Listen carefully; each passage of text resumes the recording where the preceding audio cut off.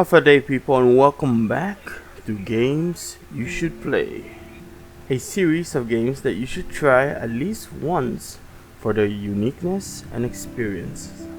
Today we got Life is Strange, one of my personal favorite. Life is Strange was developed by game developer Dontnod Entertainment and was released on January 30th, 2015 through October 20th, 2015 on PC, PS3, PS4, Xbox 360, and the Xbox One. Dontnod previously made Remember Me, which was an okay cyberpunk game with a Metacritic score of 65 on PC.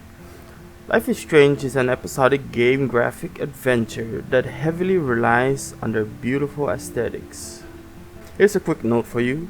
Dontnod had a hard time finding a publisher because they feel the game needed some changes, like changing the gender of the main antagonist. So I just want to say thank you to Square Enix for publishing the game without any interference. And on another note, the gameplay you see is all from episode 1. So I don't spoil anything important just in case you decide to play the game. Okay? Let's begin. Okay, let me set the mood for you. You're a regular student who woke up from a bad dream that freaked you out in class. You excuse yourself to go to the restroom to regain your composure. As you were busy taking a photo, two unknown people enter the restroom fighting, and one of them shoots the other in a fit of rage. But lo and behold, you rewind time to the part you just woke up in class. This is the opening of Life is Strange. Life is Strange is an interactive type of game, just like the Telltale series, and even though your actions don't really matter, the story is very enticing. The beginning, just like any story, starts off slow, with the introduction of sub-characters like Warren, the all-around good friend who's smart and a bit of a nerd, or Nathan, the psycho rich kid, right? But once the story starts rolling, I promise you it gets interesting. From taboo subjects to an ending that will blow your mind.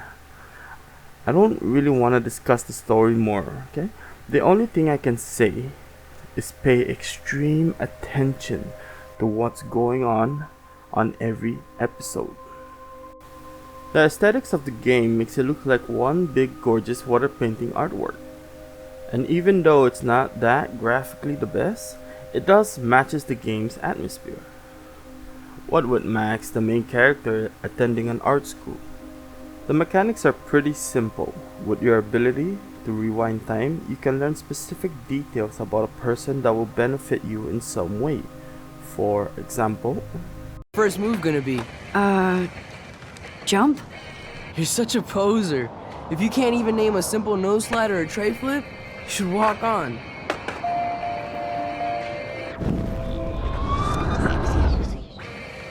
Yo, Justin. Check out the Max. I came to nose slide, but I'd love to see somebody do a tree flip. Oh, sick. You're not a poser. Nah, or to move some stuck-up biatches out of the way so you can go to your room in the girls' dorm room. Look, it's Max Caulfield, the selfie hoe of Blackwell. What a lame gimmick. Even Mark, Mr. Jefferson, falls for your waif hipster bullshit. The Daguerrean process, sir. You could barely even say that. I guess you got your meds filled.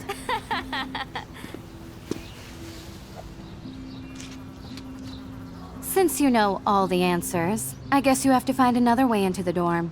We ain't moving.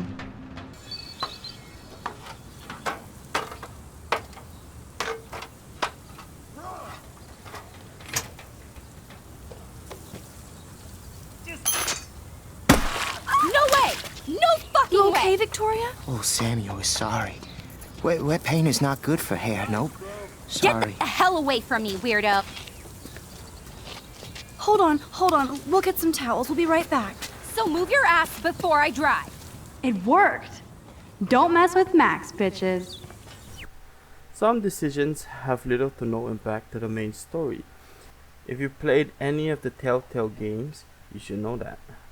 Although here there are a few that can manipulate the story in a way that will help or hurt you in upcoming events. These decisions usually have two choices. None are really evil or good, but may affect your relationships with the other cast in the game. One thing I really want to point out that really makes the game great is the voice acting. It's the company I keep, Warren. So, did you get a chance to check out the movie booty on my flash drive? Yeah, thanks. You had some cool shit on there, from Akira to Twilight Zone. After 5 years, you're still Max Caulfield. Don't give me the guilty face. At least pretend you're glad to see me. I am seriously glad to see you. Oh, and thanks, Chloe. It makes perfect sense I'd see you today. Yes, it's been that kind of day. So what did that freak want with you? Every voice you hear in this game just matches their character's figure, gender, and mood. And because of this, you're more enticed with every cutscene and dialogue you encounter, right? They're so convincing. The voice actress that really stand out and actually got an award for her voice acting in the game was Ashley Birch, who voiced Chloe Price. Does Ashley Birch sound familiar? Well, she also voiced Aloy from Horizon Zero Dawn and Tiny Tina from Borderlands 2 and 3. And I bring this up because the character I actually really dislike was Chloe Price, right? I actually find the emo punk loner character trope to be so annoying because it's so easy to establish their origins and build from there, right? If you start a character from the bottom, you know, where does it go? Up. But Life is Strange did it in a way that was okay. It was not great, but it made sense to the game. Okay, and remember, I refuse to give out more information than I have to prevent spoilers, because I want it all fresh to you when you play it for the first time.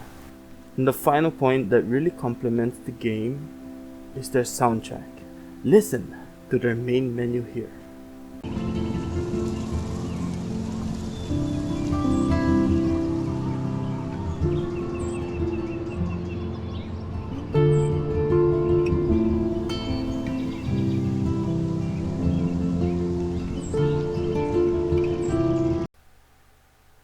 Refreshing, right?